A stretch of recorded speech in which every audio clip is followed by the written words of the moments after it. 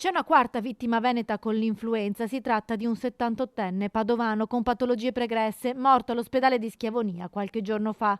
L'influenza stagionale sta raggiungendo il suo picco, in azienda ospedaliera a Padova ci sono 6 persone in terapia intensiva. Però abbiamo 6 persone in terapia intensiva dovute appunto all'influenza che non si sono vaccinate. Allora il tema è proprio questo, siccome c'è questa opportunità, l'H1N1 poi è dentro, no, al vaccino, c'è questa opportunità della vaccinazione, approfittiamone, ecco, questo mi sento di dire alla gente. I numeri dell'influenza superano quelli del Covid. In ospedale a Padova ci sono 50 persone ricoverate per altre patologie con il Covid. È una pressione ospedaliera, ma è una pressione sotto controllo. Naturalmente la pressione ospedaliera è soprattutto nelle aree mediche per i ricoveri.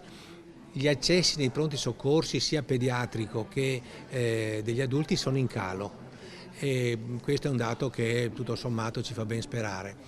La curva epidemica, adesso aspettiamo il dato di venerdì, comunque sembra flettere, quindi dovremmo avere raggiunto, essere vicini appunto al picco dell'epidemia e quindi andiamo verso una fase di, speriamo, normalità nel più breve tempo possibile. Oltre all'azienda ospedaliera, anche l'USL 6 durante in questi mesi ha vaccinato oltre 181.000 persone contro l'influenza, un'adesione bassa in termini di numeri, ma è ancora possibile scegliere la vaccinazione proposta per le categorie fragili dai medici di base, dalle farmacie e con 2 date open day dell'USL 6, sabato 13 e 20 all'ospedale Colli e sempre sabato 20 a Monselice.